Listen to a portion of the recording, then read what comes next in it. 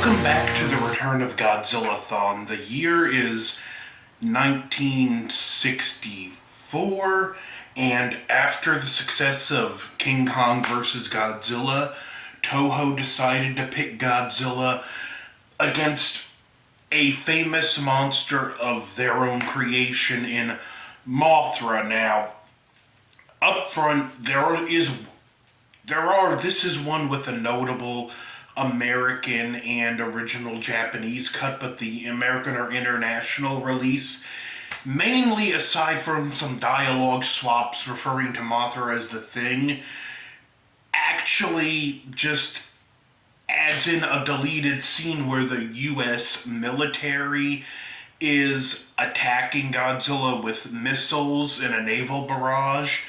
And there have been conflicting accounts of why this scene was removed. Everything from they didn't want to show American military firing on Japanese soil to it affected the pacing of the film. Which one is accurate? I'm inclined to believe, like in most cases, somewhere in the middle. That being said, I really like this scene, and I think it does fit Honda's themes about different people of different backgrounds and whatnot coming together to unite against something greater than them. But that's the main differences, so I just stuck with the international release. I'm not going to watch two versions of the films for a review when the only notable difference is one scene is removed. This film begins during a hurricane. In this version of Godzilla's theme, which is my favorite, it feels, well, typhoon, not hurricane, but same difference. It feels like just a force of nature. This theme you could play in a movie with a disaster movie, hurricane, earthquake, volcano. It could fit because it just has that feel, and this movie is the one that actually elevates Godzilla to a full-blown force of nature. Even some of the destruction he causes in this film, it's not so much malicious as just his existence causes the destruction, like his tail getting caught in a tower or him falling into a building, which I think is actually more unsettling than if he's just maliciously going out and destroying things. That just his mere existence, much like a disaster, a natural disaster, causes this destruction. Plus, this is the one that also established just how truly indestructible Godzilla is. Everything they throw at him, tanks, missiles, electricity, nothing stops him. He just keeps on marching forward. And again, all punctuated by that brilliant music by Akira Ikefube that just even further elevates Godzilla to a force of nature. The plot centers around this egg that washes ashore that's purchased by a business mogul who wants to make it into a tourist attraction. And these people, the businesses are really shady. They swindle the villagers. And there's a lot going on with them. And it turns out that not only did the egg wash ashore, but Godzilla got buried under the shore. And we get to see his most memorable and unique first appearance in the movie, where he arises from under the ground instead of from the ocean. And it does stand out as a memorable scene. No one was expecting that's how Godzilla would first show up in this movie. But again, another reason I love this movie. It's one I didn't like as much as a kid, like I said in my one monstrous moment, Year of the Dragon. But when I rewatched it as an adult, I'm like, okay, there's a lot going on. There's a lot of good stuff here. I could appreciate it more. Our main characters are work for a newspaper, and again, it's a very Ashiro Honda thing. Actually, great people to tell a story around are reporters because their job is to uncover facts. Do you remember when the news can be trusted? What am I talking about? Back on track. But a good, just it's a very Honda thing, and I do like that.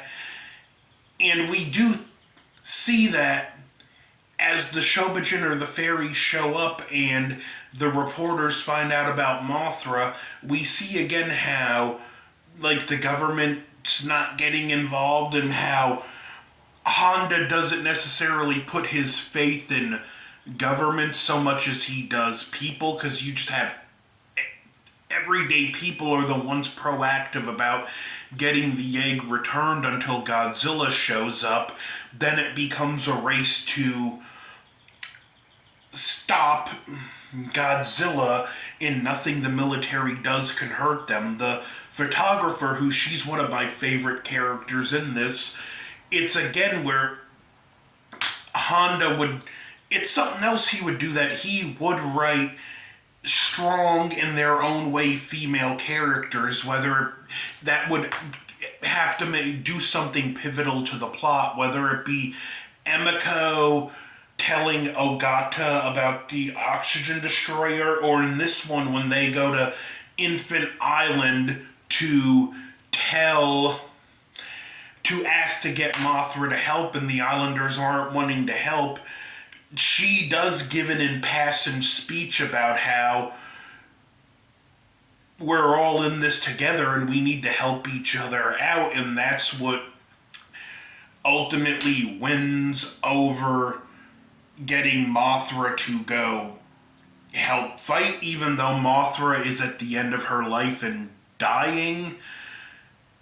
The fight we get between Godzilla and Mothra, the adult Mothra, is pretty good. And again, I love you have the Godzilla theme and you get elements of the Mothra theme, but Godzilla ultimately wins this fight. Now, one thing I noticed interesting, because this was rebranded as Godzilla versus the Thing, they tried to cover the identity of Godzilla's opponent.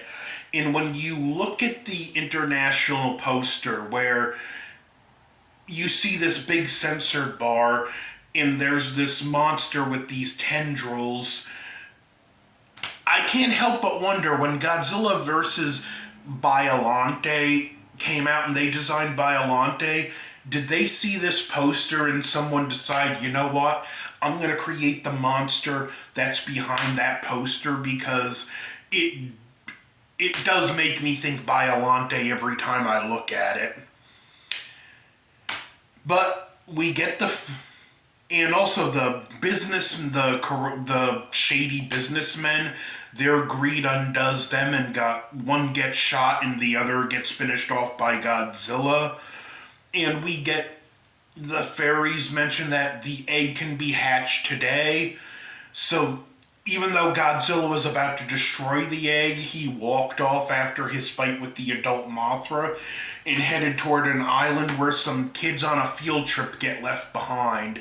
We have the great moment where the eggs hatch and you have the Mothra larva use just strategy, grit, and determination to beat Godzilla, spraying their cocooning and hiding. They're no match for Godzilla. Godzilla is just too powerful. But with a little bit of skill, a lot of determination, and a fair amount of luck, they just might stand a chance. While this is happening, you have our characters saving the kids. And as the fight goes on, I love that it's not just the monsters fighting. Like I said in my monstrous moment, Godzilla's theme and Mothra's theme are battling in the scene as well. This film, it's just, in a lot of ways, it's a lot of the people involved. It's their high point in technique. I think this is the best and most ferocious looking Godzilla suit we would see in the Showa series. It's got some of the best realized suit effects we would see in Showa. It utilizes the score, arguably the best a Godzilla movie ever would. So yeah, this was just a just high note for so many people involved. Mothra vs. Godzilla, easily one of my favorite Godzilla movies. I'm talking top five. I can't recommend this movie enough. It's a lot of fun. It's got a little meat on the bone. Even if the characters are only, even if some of the depth we see from the characters is only surface level, we have certain characters given great moments. Musically, it's near flawless. I could listen to that version of this Godzilla's theme in this movie all day. And just a fun fight at the end that these Mothra larvae are the first monsters to give Godzilla an unscreen defeat. Like, yeah, he was kind of killed on screen in the original, buried in the second, but those were more military strategies. When we're talking actual monsters for him to fight, we don't see Kong actually defeat him in King Kong versus Godzilla, but we do see the Mothra larva defeat him in this one, so I count this, it is his first on-screen defeat against another monster. Now, the next movie would go even bigger. It would bring Godzilla, Mothra, Rodan, and a new monster called King Ghidorah, which, I think that Ghidorah kid might stick around for a few more years after this. So, Mothra vs. Godzilla, Return of Godzillathon marches on. Don't forget to like, share, comment, subscribe. Over and out.